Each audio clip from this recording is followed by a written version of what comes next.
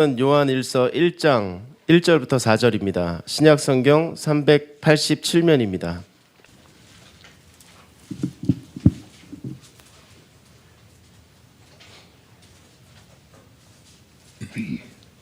봉독하겠습니다.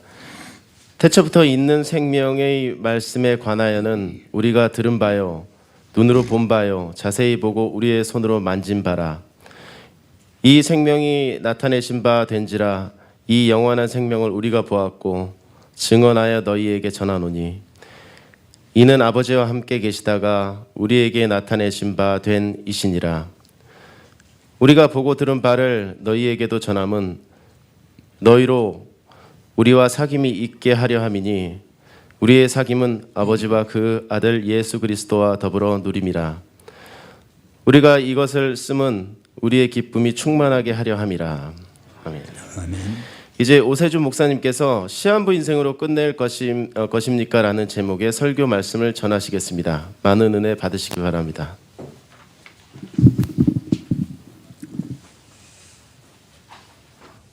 시한부 인생으로 사는 분들이 있습니다. 시한부 인생이라고 하면은 살아있지만은 사실은 죽은 목숨이라고 생각을 하죠. 질병으로 인해서 그 시한부 판정을 받은 사람들을 보고서 사람들은 겉으로 말은 안 하지만은 이제 저분은 얼마 못 살겠구나, 죽은 목숨이라고 그렇게 생각들을 합니다. 그러나 알고 보면은 모든 인생은 시한부 인생이라고 할 수 있습니다. 왜냐하면 우리의 이 육체를 가지고는 영원히 살 수가 없기 때문에 그렇습니다. 그러나 하나님의 백성은 시한부 인생이 아닙니다. 영원한 생명이 있기 때문에 그렇습니다. 비록 우리의 육체는 한 번 이제 죽는 것이고 육체는 분명히 시한부이지만은, 그러나 우리에겐 그것으로 끝나는 것이 아니고 영원한 생명, 하나님이 주신 영원한 생명이 있기 때문에 시한부라고 할 수가 없습니다. 이 땅에서 육체 생명이 끝나면은 그걸로 끝나지 아니하고 영원히 하나님과 함께 사는 영원한 생명이 하나님의 백성에게 다 있다는 사실입니다. 그런데 하나님께 영원한 생명을 받아야만이 영원한 삶을 사는 것입니다. 하나님은 인간에게 영원한 생명을 주시기 위해서 바로 이 땅에 예수님을 보내신 것입니다. 그래서 성탄은 영원한 생명이신 예수님이 오신 날입니다. 오늘 본문 2절에 보면은 영원한 생명이 나타나셨다고 증언하고 있습니다.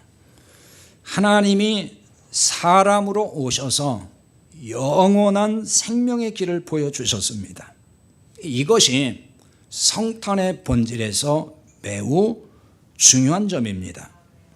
그런데 하나님께서 사람으로 오신 바로 그 예수님, 사람으로 오신 것을 부인하는 철학사상이 있었습니다.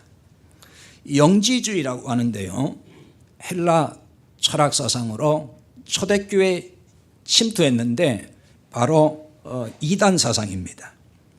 영지주의 이단이 초대교회에 침투해서 예수님의 소위 인성, 사람으로 이 땅에 오신 예수님을 부인했습니다.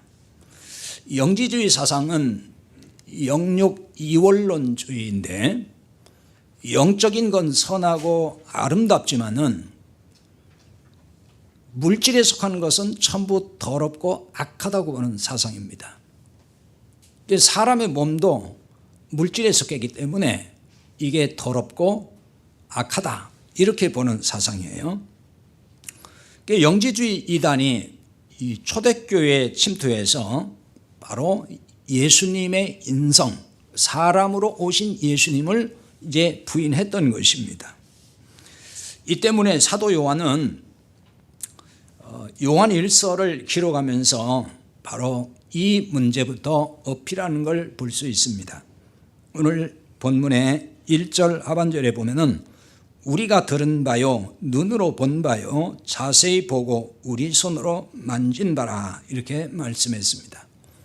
요한은 예수님의 제자로서 예수님을 직접 보았고 또 만져도 봤고 또 그분의 말씀도 들었다. 그 얘기를 지금 여기서 증거를 하고 있는 것입니다. 예수님의 탄생을 부정하는 바로 영지주의 사상을 가진 그 이단들에게 그들은 어떻게 하나님이신 예수님이 감히 이 더러운 육체를 입고 이 세상에 오실 수 있느냐, 바로 그거를 이제 문제 삼고 그게 아니다 이렇게 얘기를 한 거거든요. 실제로 오신 게 아니었다는 거예요. 그냥 사람들이 이렇게 마치 환상 보듯이 그냥 영으로 임한 것을 봤다, 혹은 천사 중에 한 사람을 본 것이다 이렇게 얘기를 했습니다. 그에 대해서 지금 예수님의 이 탄생에 대해서 사도 요한이 우리가 직접 보았고 만져도 봤고 그분의 말씀을 들었는데 무슨 말을 하느냐, 지금 그 얘기를 하는 거예요. 사도 요한은 예수님과 젊어서부터 다 같이 생활을 했고 알잖아요. 예수님이 어떤 분이라는 걸 너무나도 잘 안단 말이에요. 이렇게 직접 경험한 사도들의 증언에도 불구하고 예수님의 그 탄생 논란이 늘 역사 속에서 있었습니다. 지금도 이것이 종결된 게 아닙니다. 예수님에 대한 논란은 지금도 여전히 진행 중이라고 할 수가 있어요. 인성이나 신성에서 하나라도 부정하면은 이것을 이제 우리 기독교에서는 이단이라고 하는 것입니다. 그러니까 예수님은 온전히 사람으로 오셨지만은 또 한편 온전한 하나님이시다 이 얘기입니다. 절반은 사람이고 절반은 하나님이다 그 얘기가 아닙니다. 그러니까 예수님이 오셨는데 인성과 신성이 절반 있는 분으로 오셨다는 얘기를 하는 게 아니에요. 완벽한 인간으로 오셨고 동시에 완벽한 그는 하나님이셨다는 거예요. 그러니까 그 중에서 하나를 부인하면 그게 이제 이단이 되는 것입니다. 왜 이렇게 인성과 신성을 가지신 분으로 이 세상에 오셔야 했을까요? 자, 그것은 여러 가지로 이제 설명이 가능합니다만은 완전한 사람으로 오셔야 했던 정말 가장 중요한 이유는 세상 죄를 짊어지셔야 했기 때문입니다. 요한복음 1장 29절에서 거기에는 이제 세례 요한이 예수님을 보고서 뭐라고 하죠? 보라, 세상 죄를 지고 가는 하나님의 어린 양이로다 이렇게 말합니다. 지고 가다 하는 말의 뜻에 대해서는 얼마 전에 제가 한번 설명을 한 것 같은데요. 이 지고 간다, 즉 마치 짐을 지듯이 짊어진다 하는 말인데 이 말은 빼앗아 간다는 뜻이에요.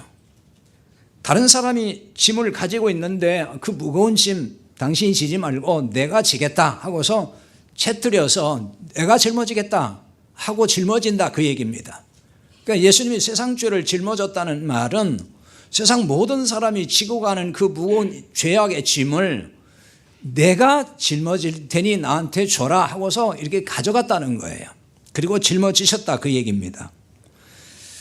그런데 이 세상 죄를 빼앗아서 짊어지셨는데 이 부분을 요한일서 3장 5절에서는 죄를 없앴다는 표현을 하고 있어요. 그렇게 번역을 했습니다. 요한일서 3장 5절입니다.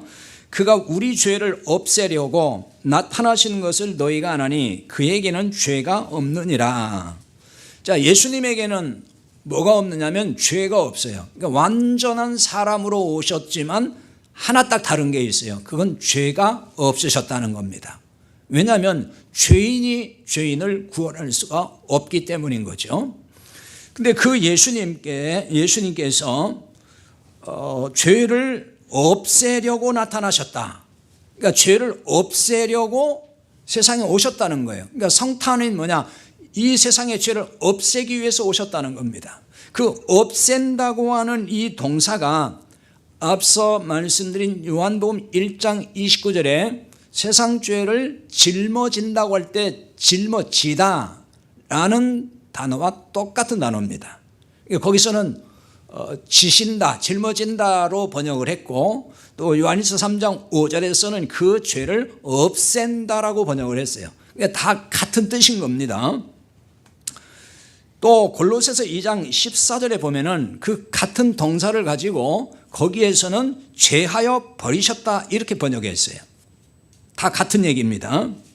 없앤다는 말과 같은 얘기예요.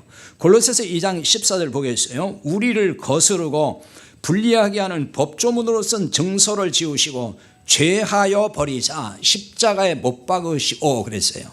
죄하여 버렸다. 이 말도 없앤다 혹은 짊어지다 같은 뜻을 다 가지고 있고 하나의 같은 단어입니다. 그걸 이렇게 번역을 한 거예요.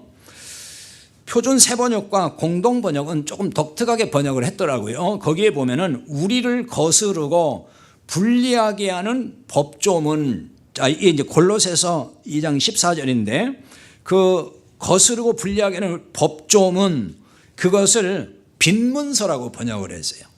빈문서. 그러니까 빈문서를 지우고 제거하셨다 그 얘기입니다.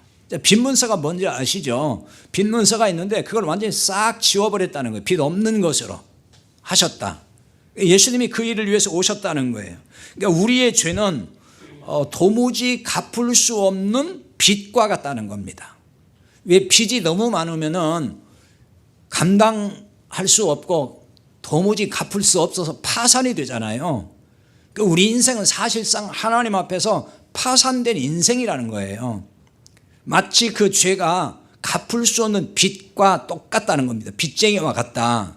그러니까 도무지 갚을 길이 없다는 것을 인간의 능력으로 갚을 수 없고 해결할 수 없다는 걸 하나님이 아시기 때문에 예수님을 보내셔서 그 빈문서를 다 지워버리게 하셨다는 거예요. 그 대신 그 짐을, 빚을 다 가져가셨다는 거죠. 예수님께서. 그게 십자가 사건인 거예요. 그래서 오셨다는 거예요. 이 세상에. 그러니까 성탄의 의미를 바로 이런 데서 찾아야 된다 그 말입니다. 빚 없는 자로 만드셨다 하는 얘기는 이제 다시 말하면은 그걸 이제 죄 없는 자로 하셨다, 만드셨다는 것입니다. 도무지 갚을 수 없고 해결할 수 없는 우리를 위해서 예수님이 그 일을 하셨습니다. 해결할 수 없으면은 심판을 받고 영원한 형벌을 받아야 되거든요. 그런데 우리의 빚을 예수님이 다 짊어지시고 십자가에서 형벌을 받으심으로 우리가 거기서 완전히 자유할 수 있게 하셨다는 거예요. 이것을 두고서 디도서 2장 14절에서는 우리를 대신하여 자신을 주셨다 이렇게 말씀을 합니다. 디도서 2장 14절 읽어보겠습니다. 그가 우리를 대신하여 자신을 주심은 모든 불법에서 우리를 깨끗하게 하사 이렇게 나와 있어요. 자신을 주셨다는 것은 십자가에서 생명을 내주셨다 하는 말씀이에요. 왜 그랬느냐? 모든 불법에서 우리를 깨끗하게 하시기 위해서다. 그러므로 누구든지 예수님을 그리스도로 믿을 때 죄 없다고 하신다는 거예요. 그러니까 모든 불법에서 우리를 어떻게 했어요? 깨끗하게 하셨습니다. 그러니까 예수님을 믿고 구원받은 사람은 모든 죄에서 깨끗하게 됐고, 그러니까 이제 죄가 있다는 겁니까? 없다는 겁니까? 없다는 거예요. 죄 없다는 거예요. 이 때문에 하나님께서 더는 우리를 더럽다고 정죄하지 않으신다는 것입니다. 그건 우리의 어떤 의의나 우리의 착함이 있어서 그런 게 아니라고 했어요. 예수님이 우리 죄를 마치 우리의 빚을 다 가져가시고 탕감하신 것처럼 하셨다 그 말이에요. 그러니까 우리에게는 이제 홀가분해졌다는 거예요. 예수님이 다 가져가셨으니까. 안 믿어지시는가 봐요. 아니 뭐 어떻게 그걸 알아요? 어떻게 그걸 믿을 수 있어요? 가져갔다고는 했지만은 뭐 여전히 지금 나는 죄가 있는 것 같은데, 그런 생각을 지금 충분히 할 수 있어요. 그런 분 있을 거예요. 자, 그러면 왜 예수님은 완전하신 사람이시면서 또 완전한 하나님으로 오신 것일까요? 죄 문제만 해결하시기 위함이 아니라서 우리에게 영원한 생명을 주시기 위해서 하나님으로 또 오셔야 하셨던 겁니다. 그러니까 완전한 사람은 영원한 생명을 줄 수는 없습니다. 사람의 생명은 유한하잖아요. 그러니까 완전한 그냥 사람으로만 있다면은 누구에게도 영원한 생명 줄 수 없는 거예요. 그러니까 영원하신 하나님만이 영원한 생명을 주실 수가 있는 것입니다. 사람은 때가 되면 다 죽습니다. 예수님의 죽음은 모든 육체가 죽는다는 것을 보여준 것이기도 한 거예요. 모든 육체를 입고 온 사람은 다 죽는 때가 온다는 것입니다. 육체의 생명은 영원하지 않다는 거죠. 유한하다는 말입니다. 물론 나중에 부활하지 않습니까? 그 부활체와 현재 육체와는 같은 게 아니에요. 그건 전혀 다른 육체입니다. 다른 몸이에요. 다른 몸. 같은 몸으로 보면 안 되는 거예요. 이 몸 똑같은 게 아닙니다. 그건 신령한 몸이라 그럽니다. 영원한 생명을 위해서는 육체의 생명을 버려야 한다는 말이에요. 그게 죽음입니다. 그러니까 육체가 죽지 않고는 영원한 생명을 누릴 수가 없는 거예요. 물론 육체가 살아있을 때 우리는 영원한 생명을 받습니다. 그게 구원이에요. 예수님을 구원의 주님으로 믿고 구원받은 사람은 영원한 생명을 얻은 사람입니다. 영원한 생명을 받은 사람이에요.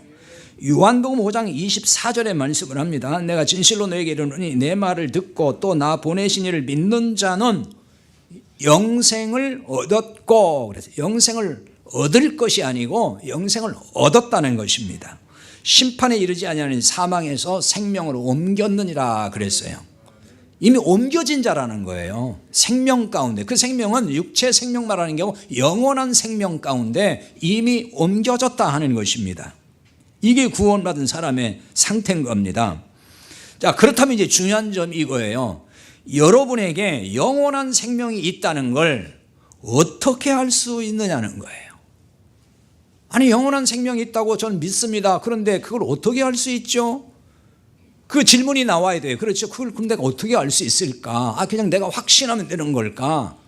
나 믿어요. 그러니까 나는 확신해요. 나 구원받았어요. 확신해요. 그러면 되는 걸까? 요한일서 5장 12절에 보면은 이렇게 말씀해요. 아들이 있는 자에게는 생명이 있고 하나님의 아들이 없는 자에게는 생명이 없느니라 그랬어요. 아들, 예수 그리스도를 말합니다. 하나님의 아들 예수님.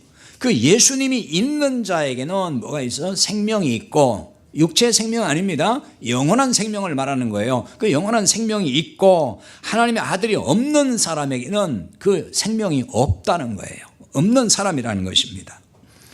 하나님의 아들 예수님이 있는 자에게 생명이 있다 그랬는데, 있다는 얘기는 소유하다 그런 뜻입니다. 그 있다는 말이 소유한다는 뜻이에요. 예수님이 내 안에 계시는 걸 말하는 거예요. 내가 예수님을 소유했다는 얘기는 예수님이 내 안에 계신다는 얘기입니다. 구원받았다는 얘기는 예수님이 내 안에 계시는 거예요.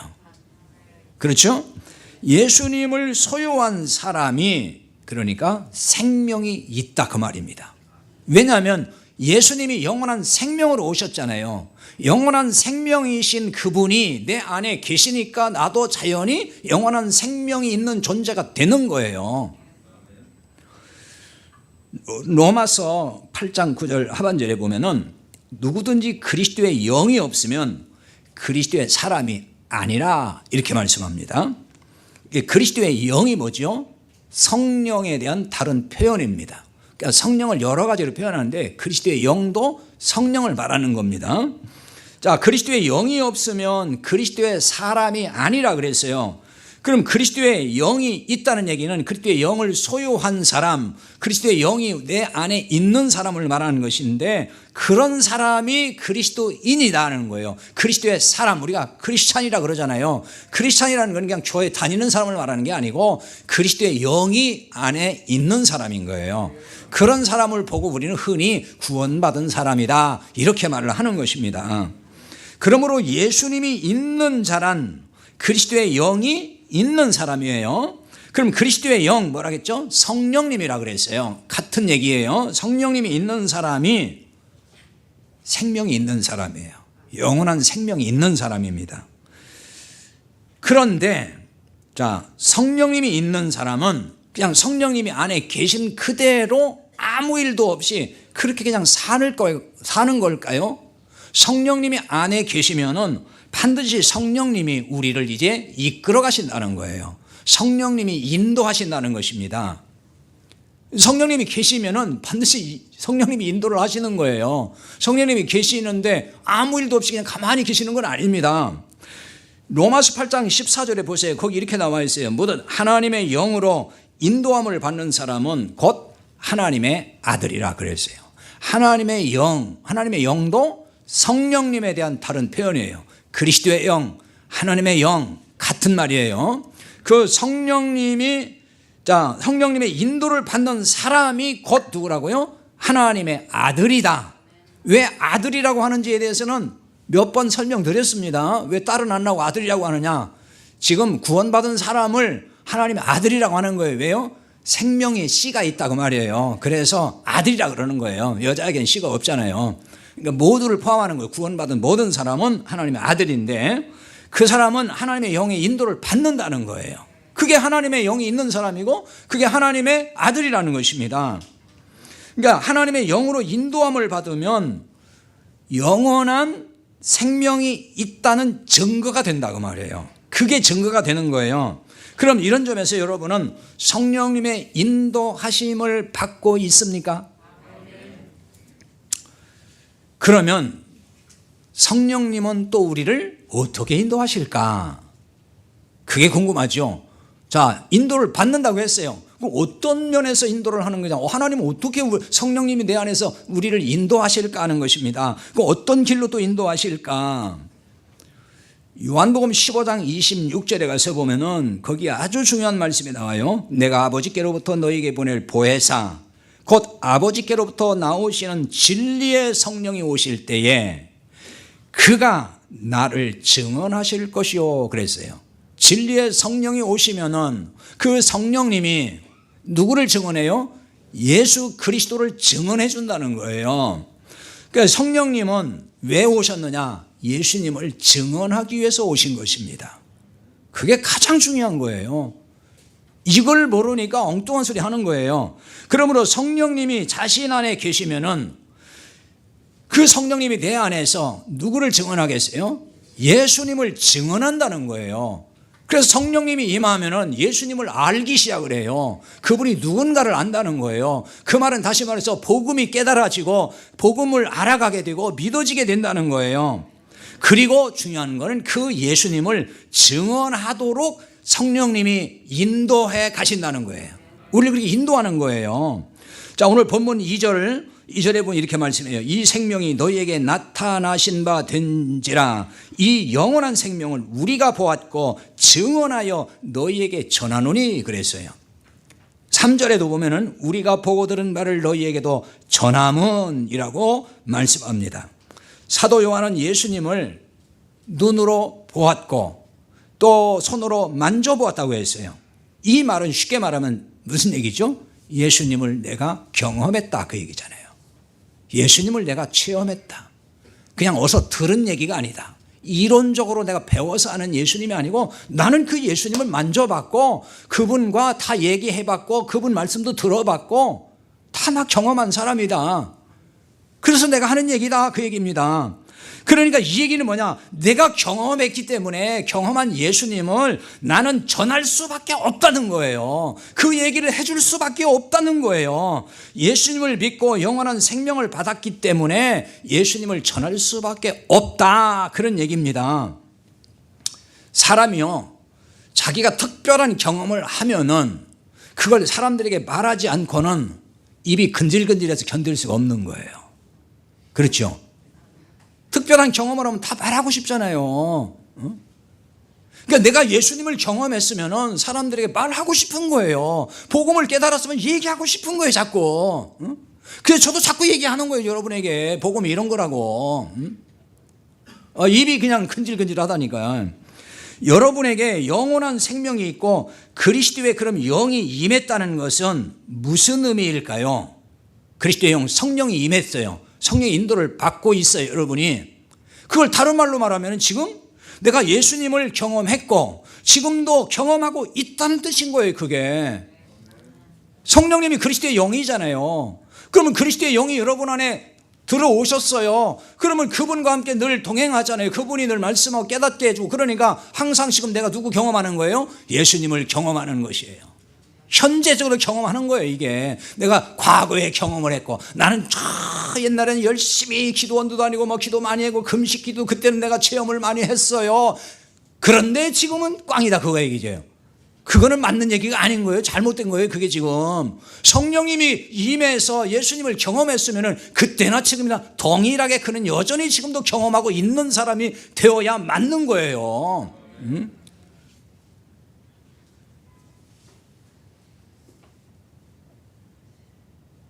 따라서 성령님이 내 안에서 예수님을 알게 하고 복음을 깨닫게 하고 자꾸 나를 이끌어 갈 때에 내가 경험하고 있는 바 그 예수님을 전하라. 성령님이 그렇게 우리를 인도하신다는 거예요. 그 전하라고.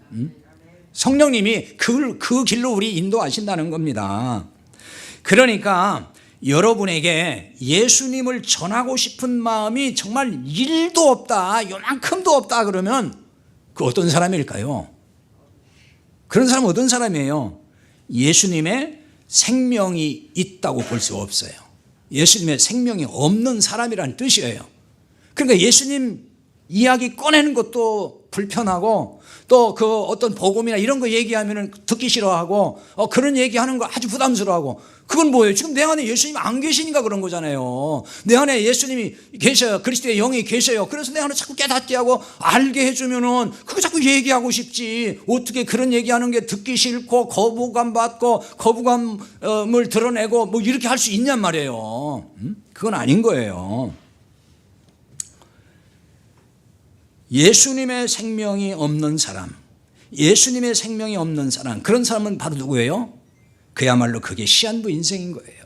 육체의 생명만 있으니까.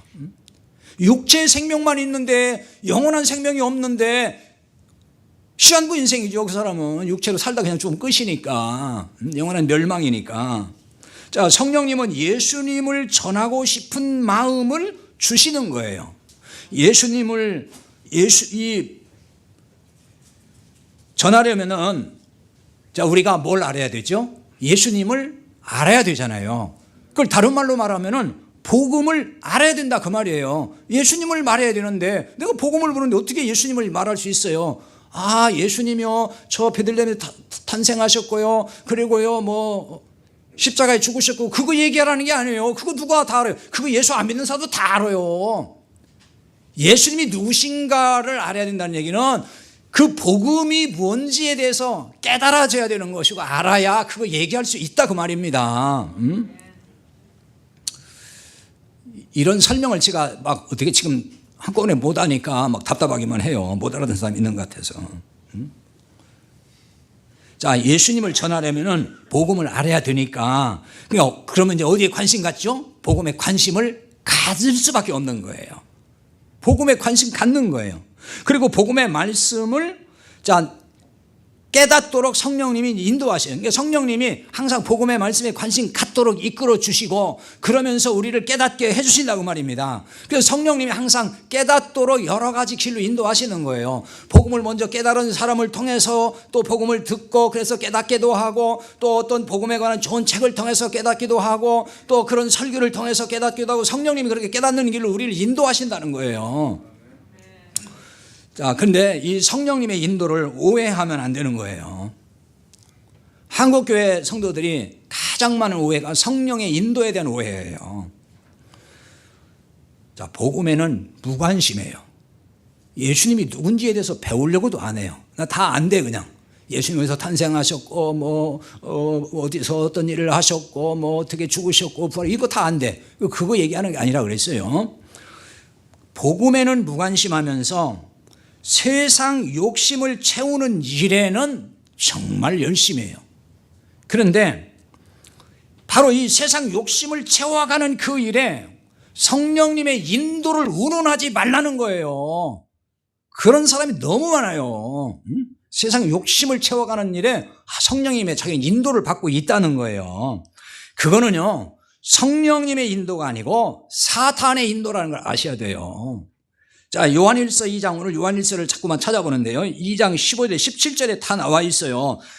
거기 말씀 읽어보겠습니다. 이 세상이나 세상에 있는 것들을 사랑하지 말라. 누구든지 세상을 사랑하면 아버지의 사랑이 그 안에 있지 아니하니 이는 세상에 있는 모든 것이 육신의 정욕과 안목의 정욕과 이생의 자랑이니 다 아버지께로부터 온 것이 아니요 세상으로부터 온 것이라. 이 세상도 그 정욕도 지나가되 오직 아버지의 뜻을 행하는 이는 영원히 거하느니라.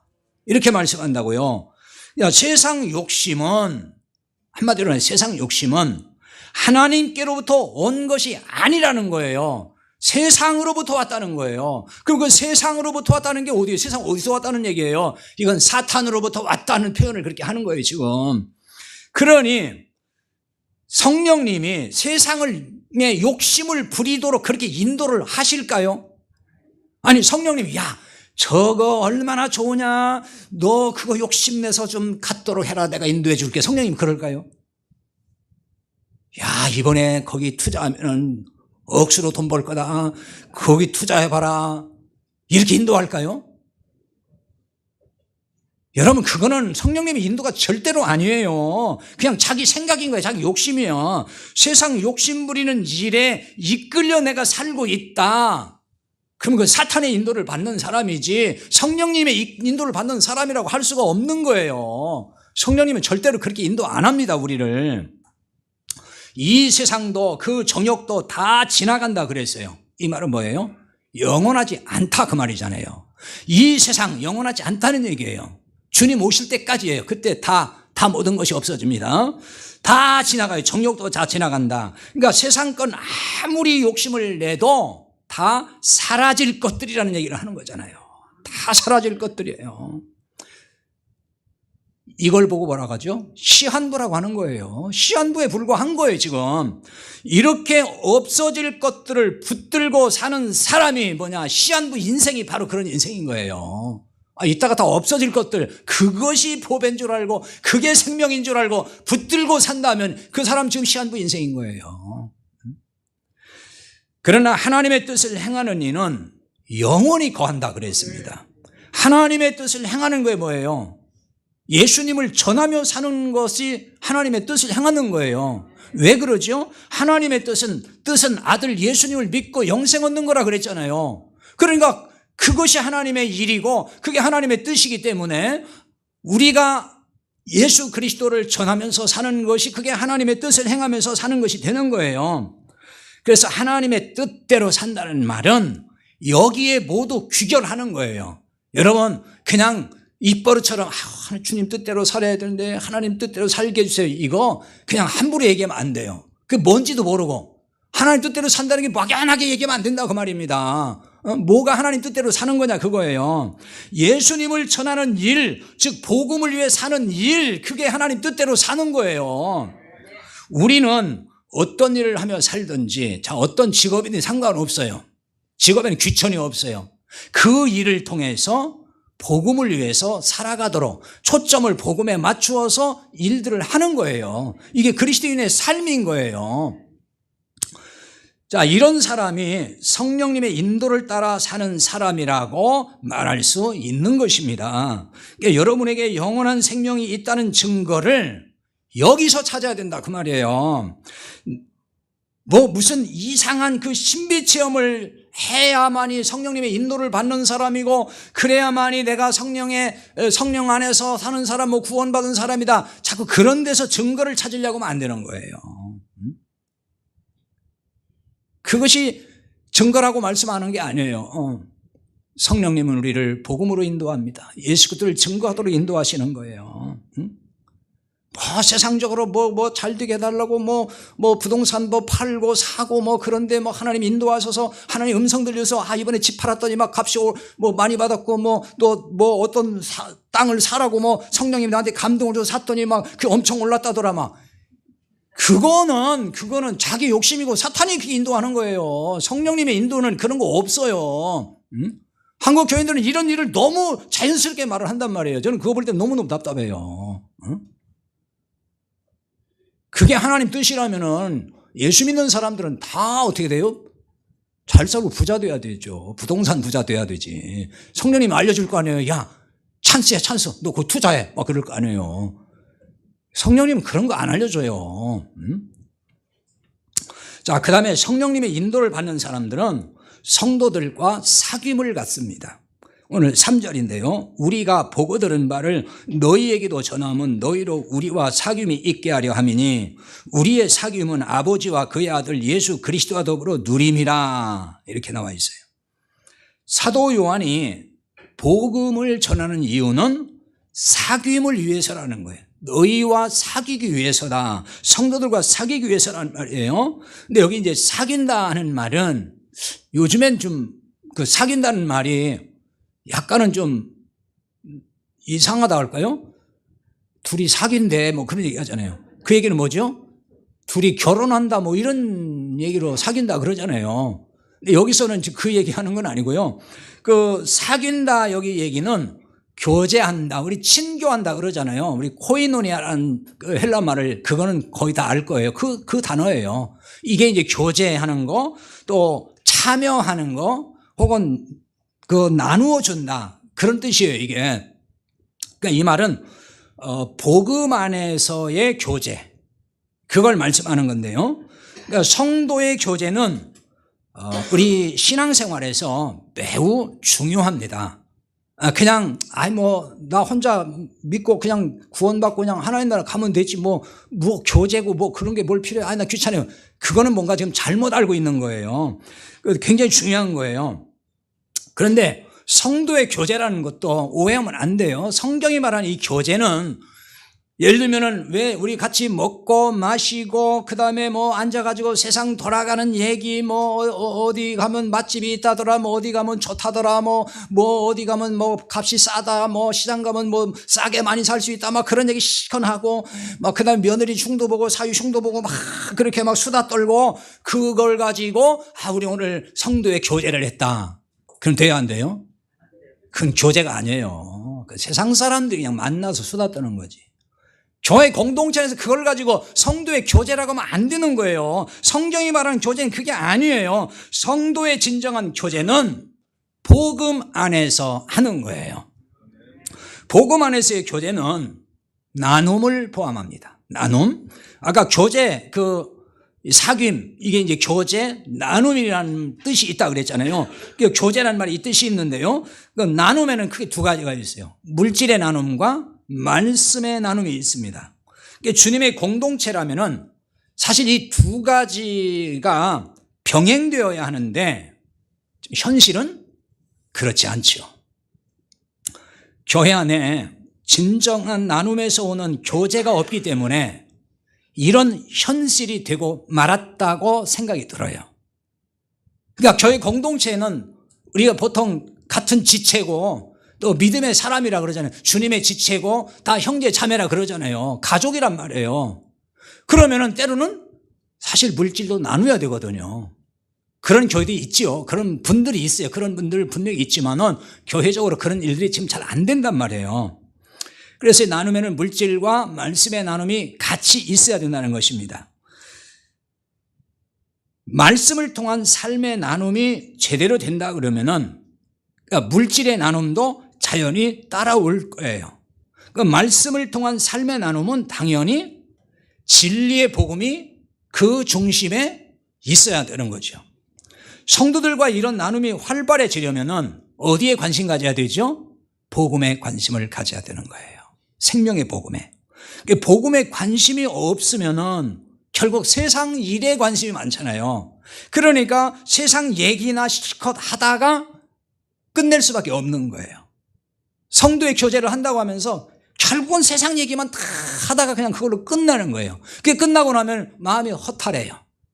그리고 후회를 많이 해요. 아이고, 오늘도 내가 쓸데없는 말 많이 했네, 이런 생각 들고. 깨달은 복음의 말씀을 서로 나눌 수 있어야 됩니다. 그게 진정한 교제예요. 그렇기 때문에 이 복음을 깨닫지 못한 사람과는 나눔이 사실상 어렵습니다. 안 돼요. 진리 안에서의 나눔이 어렵다는 얘기예요. 왜? 깨닫지 못한 사람이니까 그 사람은 나눌 게 없어요. 그냥 세상 얘기밖에는 할 게 없어. 근데 한 사람은 복음을 깨달았어요. 그러니까 자꾸 복음의 얘기를 하는 거예요. 그게 뭐가 소통이 안 되잖아요, 이제 이게. 그래서 이 나눔이라는 게 그런 점에서 참 어려워요. 깨달은 사람끼리는 소통이 잘 되고 정말 즐거운 나눔이 되고 행복한데 깨닫지 못한 사람과 딱 만나면은 뭐가 콱콱 막혀요. 그러니까 안 되는 거예요. 선행적으로 그렇기 때문에 나눔이 잘 되려면은 복음을 깨달아야 돼요, 모두가. 그게 정말 중요한 것입니다. 그리고 복음을 깨달은 사람이라면은 주님과 친밀하게 교제하는 사람이어야 하는 것입니다. 오늘 보면 3절 하반절에 보면요, 우리의 사귐은 아버지와 그의 아들 예수 그리스도와 더불어 누림이라 그랬어요. 이 말씀의 뜻은 하나님과 예수님과 함께하는 교제다, 그런 뜻이에요, 이게. 그러니까 우리의 사귐, 우리의 교제는 우리끼리만 하는 것이 아니라 하는 말씀이에요. 그러니까 주님과 함께하는 교제란 뜻입니다. 그러니까 이렇게 교제를 하려면은 먼저 자신이 주님과 친밀한 교제를 해야 한다, 그 얘기입니다. 이것은 하나님이 우리를 부르신 이유 중에 중요한 이유이기도 합니다. 이걸 알려주는 말씀이 고린도전서 1장 9절이거든요. 거기에 이렇게 나와 있어요. 너희를 불러 그의 아들 예수 그리스도 우리 주와 더불어 교제하게 하시는 하나님은 미쁘시도다 그랬어요. 자, 이걸 표준 세 번역으로 한번 읽어볼게요. 하나님은 신실하신 분이십니다. 하나님께서는 여러분을 부르셔서 그 아들 우리 주 예수 그리스도와 친교를 가지게 하여 주셨습니다. 이렇게 번역했어요. 그러니까 하나님 우리를 부르셨다는 얘기는 우리를 구원하셨다, 그 말이에요. 우리를 구원하신 이유는 그 아들 예수님과 친밀한 교제를 하라고 우리를 구원하셨다는 거예요. 그러면 예수님과 친밀한 교제, 자, 어떻게 할 수 있을까요? 무슨 특별한 신비한 어떤 방법이 있는 건 아니에요. 우리 여러분이 잘 아는 건데 가장 중요한 게 이거예요. 말씀 묵상과 기도입니다. 두 가지입니다. 이게 마치 그 술의 두 바퀴와 같습니다. 우리 신앙생활은 이 두 가지가 정말 중요합니다. 말씀 묵상과 기도, 기도와 말씀, 말씀과 기도입니다. 그런데요, 이게 또 자칫하면은 율법이 될 수가 있어요. 그게 이게 뭐냐면요, 그러니까 복음을 깨닫지 못한 사람에게는 이게 또 율법이 돼요. 하나의 율법이 돼가지고 그러니까 말씀을 읽고 묵상하는 일, 기도하는 일, 이게 율법이 될 수 있다는 거예요. 교회에서 이제 하라고 하니까 이제 하잖아요. 예를 들어서 하려고 해요. 그러니까 안 할 수는 없고 의무감에서 하기는 해요. 근데 힘들어. 하기 싫은 거 하려니까 힘들어요. 그게 율법인 거예요, 항상. 율법의 행함이라는 건요, 즐거워서 하는 일이 아닙니다. 항상 안 하면 불편해. 하자니 힘들어. 그게 율법 아래 있는 사람의 하나의 그 상태거든요. 그러니까 말씀 묵상 기도도 어떤 사람에게는 그게 즐거움이지만 어떤 사람에게는 그게 하나의 율법이 되고 마는 거예요. 말씀 묵상과 기도가 율법으로 다가오면 그럼 그 사람은 어떤 상태라고도 볼 수 있는지 의심해야 되냐면요, 과연 주님과 연합한 사람인지를 의심해 봐야 되는 거예요. 구원이라는 거는 여러 가지 표현된다고 그랬어요. 그 중에 하나가 또 주님과 연합이에요. 내가 주님과 연합한 거예요. 그게 구원받은 사람이에요. 내가 진짜 주님과 연합해서 한 몸이 됐는가, 이거 한번 생각을 해야 되는 거예요. 쉽게 말해서 내 안에 그리스도의 영이 계신지를 의무를 가져봐야 된다는 거예요. 왜? 말씀 묵상과 기도가 이게 율법이 되고 짐이 돼버리면은 뭔가 이거는 정상이 아니다 그 얘기거든요. 그러니까 생각을 해봐야 되는 겁니다. 자, 이렇게 이거를 접근해서 생각하면 좋을 것 같아요. 주님과 연합은 주님과 한 몸이 되는 거라 그랬어요. 그러니까 이걸 좀 다른 말로 말하면은 주님과 결혼입니다. 이스라엘 백성 구약에 보면은 하나님을 남편이라고 비유했고 이스라엘을 아내라고 그랬어요. 그래서 항상 그 관계 속에서 설명을 해나가요. 그러니까 신약에 와서 이제는 예수님이 교회의 신랑이고 교회가 신부, 우리가 신부고 예수님이 신랑 남편이다 그 얘기예요. 그러니까 주님과 우리가 연합했다는 얘기는 결혼한 것과 같다 그 얘기입니다. 그 상태를 말하는 거예요.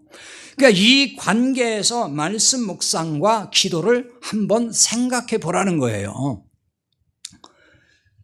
자, 여러분들 뭐 거의 다 뭐 결혼하셨죠. 안 하신 분들 계시긴 하지만은 자, 결혼을 했습니다. 연세들이 많아서 오늘 이 얘기가 굉장히 실감도 안 나고 뭔가 나하고 상관없다는 듯이 들을 수도 있을 것 같아요. 연세가 많으면 좀 그러니까 무슨 얘기냐면은 자, 결혼하면은 그 부부가 보통 신혼 때가 가장 강렬하고 차츰차츰 이제 점점 약해져 가지요. 결혼하면 부부는 친밀한 교제를 합니까? 안 합니까? 신혼 때부터 안 했어요? 문제가 많네요, 그럼 다. 처음부터 아예. 그 잘못된 결혼이에요, 그거는. 신혼 때부터 친밀한 교제가 없이 살아왔다면은 그 뭔가 잘못된 결혼을 한 거예요, 그건. 친밀한 교제를 하죠, 보통은. 보통 그렇게 해요. 당연히 거기에는 사랑이 전제가 되죠. 사랑이 없는 친밀한 교제는 있을 수 없어요. 그 전제가 되는 거예요. 그러니까 서로 친밀하게 대화도 하고 삶을 나누게 되죠. 이거는 부부의 자연스러움이에요. 특별한 행사가 아니에요. 그냥 자연스러운 거예요. 생활 속에서. 무슨 헌법에 결혼한 부부는 늘 1시간 이상 친밀하게 교제를 해야 됩니다. 그렇게 규정해서 하는 게 아니에요. 그런 법이 있는 것도 아니고 의무감에서 하는 것도 아니란 말이에요. 그냥 너무너무 자연스러운 거예요. 뭐 그런 경험은 다 해보셨을 거 아니에요. 지금은 이제 다 물 건너갔지만은. 예? 물론 연세가 들어도 정말 아기자기하게 친밀한 교제 속에 살아가는 분들 계셔요. 근데 또 그렇지 않은 분이 더 많은 것 같아요. 제가 이렇게 쭉 목회하면서 느끼는 게 그거예요. 예? 방도 다 따로 쓰고 그냥 알아서 그냥 챙기고 그러더라고요. 그러니까 부부의 친밀한 교제는 사랑에서 나오는 자연스러움이라는 거예요. 그러니까 규제나 법이 있어서 하는 게 아니에요. 다시 말해 율법이 아니라 그 말입니다. 법에 얽매여서 하는 게 아니잖아요. 그러니까 서로 대화하고 사랑을 나누는 일은 부담이 아니고 그 자체가 기쁨이고 그 자체가 평안인 거예요. 근데 대화하면 하면 싸우는 사람들이 있죠. 그런 분들은 오늘부터 한 달간 금식하고 손 들고 벌 써야 되는 거예요. 집에 가서 대화만 하면 싸워 그냥. 그 문제가 있잖아요. 왜 그렇게 살아야 돼요? 그건 정말 심각한 거예요. 여러분, 주님과의 친밀한 교제가 바로 이런 거예요. 우리가 주님의 말씀을 읽고 묵상하는 일은 이게 어떤 하나의 행사같이 일이 아니고 자연스러움이 되어야 한다는 거예요. 내가 주님께 말씀을 드리는 것이 기도이기 때문에 이 또한 자연스러운 것이어야 되는 것입니다. 여러분, 말씀 묵상과 기도는 주님과 친밀한 교제를 하는 데 있어서 중요한 통로고 방법이에요. 사람과 교제도 친밀한 교제를 하려면은 서로 주고받아요. 상대가 얘기하면은 나는 들어줘야 되고 또 내가 말할 때는 상대가 들어줘야 되고 이게 교제가 이루어지는 거예요. 일방통행식의 얘기만 하고 끝내고 안 들으려면 그건 교제가 아니에요. 그런 사람은 교제 안 돼요. 상대가 말할 때는 귀를 기울여서 잘 들어주고 그 다음에 또 나도 할 말이 있으면 또 하고 상대는 또 그걸 들어줘야 돼요. 거기서 교제가 잘 이루어지는 거거든요. 그러니까 우리가 주님과의 친밀한 교제도 다르지 않아요. 주님께서 오늘 성경을 통해 말씀을 통해서 우리에게 뭔가 들려주고 싶은 말씀이 분명히 있다는 말이에요. 말씀 묵상을 하다 보면 그런 것을 들을 수 있는 거예요, 여러분이. 그게 주님이 내게 하시는 말씀인 거예요. 그러면 나는 또 어떻게 해야 돼요? 주님께 말씀을 드려야 되잖아요. 그게 기도예요. 뭐 기도라는 게 뭐 엄청나게 막 이상하게 막 이렇게 격식과 형식을 주는 게 아니고 내가 드리고 싶은 말씀 드리는 거예요. 자연스럽게 그런 시간을 가져야 되는 거예요. 그게 말씀 묵상과 기도예요. 물론 이 부분에 대해서는 좀 더 세밀한 부분을 좀 설명을 해야 맞는데 시간이 안 되니까 그냥 이 정도에서 말씀을 드릴게요. 나중에 기회 되면 어떻게 하는지에 대해서 좀 말씀을 나누도록 하겠습니다. 자, 그런데 이게 짐이 되고 무거운 일이 되면은 율법으로 작용하고 있다는 것이 되는 거예요. 그렇다면은 아직 내가 주님과 연합하여 영원한 생명이 있는지 의문을 가져봐야 되는 거예요. 왜냐하면 말씀과 내가 너무 멀어요. 그냥 그 말씀 보는 게 너무 부담스럽고 그냥 힘들어, 짐이야. 왜 그럴까요? 그게 주님 말씀이 거기 있는데 주님이 그걸 통해 내게 말씀하는데 그렇잖아요. 그 정상인 건 아니잖아요. 기도도 뭐 그냥 다 맨날 귀찮고 그것도 뭐 맨날 일같이 느껴져요. 그냥 의무감같이. 안 하면 막 이상하고 죄를 짓는 것 같고. 그럼 뭔가 지금 정상이 아닌 거예요. 구원받지 않은 사람에게는, 즉 주님과 연합하지 않은 사람에게는 말씀 묵상과 기도가 그냥 하나의 율법이고 그냥 하나의 일이고 하나의 어떤 그냥 짐이 될 수가 있는 거예요. 아직도 율법 아래서 자기 나름대로 신앙생활을 열심히 하는 사람들 참 많습니다. 이런 사람은 신앙생활의 모든 게 그냥 다 율법이에요. 그 사람들은 다 율법일 뿐이에요. 무거운 짐이라 그 말입니다. 그래서 이런 분들은 되게 어떻게 신앙생활이 되냐면은 그 기준이 있어요. 몇 가지. 자기 나름대로 그 율법의 기준에서 잘한다고 자기가 자기를 평가하는 거죠. 자기 스스로가 그래도 내가 한 주간은 그래도 잘 살았네. 자기가 평가하는 거예요. 주님이 평가하는 것도 아니고 그냥 자기 스스로가. 그러면은 스스로 위안을 얻어요. 또 스스로 위안을. 그러다가 또 어느 날 그렇게 살지 못하고 뭔가 조금 빗나가고 뭐 자기 생각만큼 잘 안 되고 못 살면은 그때는 왠지 마음이 무겁고 또 마음이 어두워지고 막 죄책감에 또 시달리기도 하고 내가 왜 이렇게밖에 못 사나 또 뭐 이러면서 힘들어져요. 역시 그것도 자기 평가예요. 자기 기준에서 얘기하는 거죠. 그러니까 신앙생활이 항상 내려갔다 올라갔다 그냥 시소타기예요. 그냥 어떤 때는 기분 좋았다, 어떤 때는 다운돼 버렸다가 자기가 자기를 늘 판단하고 말아요. 그게 율법 아래 있는 사람인 거예요. 자유함이 없다 그 말입니다. 이런 사람은 진리의 복음이 없어서 그런 거예요. 그게. 그러니까 이런 사람은 영원한 주님 나라에 갈 수 없는 사람인 거예요. 그냥 나 교회 나오니까 나 구원받고 영원한 나라에 갈 수 있어요. 그렇게 말하면 안 되는 거란 말이에요. 지금 육체의 생명이 끝나면은 영원한 멸망이에요. 그래서 시한부 인생이라고 말입니다. 이런 점에서 나는 시한부 인생이 아닌지를 우리는 점검을 한번 해봐야 되는 거예요. 그러니까 막연하게 나 구원받아서 이렇게 하면 안 되는 거예요. 성탄은 영원한 생명을 주시기 위해서 예수님이 오신 날이에요. 성탄절을 수백 번 지켜도 영원한 생명을 받지 못한다면 무슨 의미가 있겠습니까? 내 안에 생명이 없어요. 진리가 없어요. 생명의 복음이 없어요. 그럼 성탄절 뭐 골백번을 지킨들 무슨 소용이 있겠냐고요. 우리가 아직도 영원한 생명이 없는 시한부 인생은 아닌지 오늘 다시 우리를 한번 점검하고 살펴볼 수 있기를 바랍니다. 자신에게 생명이 없으면서도 구원받았다고 스스로를 속이면 안 되는 거예요. 자기에 대해 정직해야 됩니다.